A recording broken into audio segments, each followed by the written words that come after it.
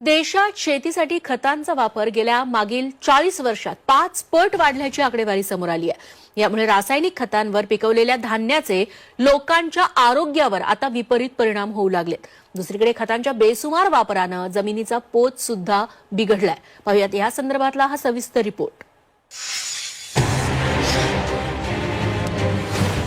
रासायनिक खतांच्या वापराने शेती नासली।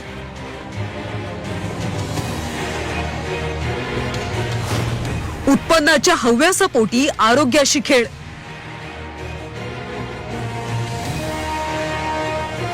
खतांचा भडीमार, कॅन्सरला निमंत्रण। शेती आणि रासायनिक खत हे जणू समीकरणच झालंय।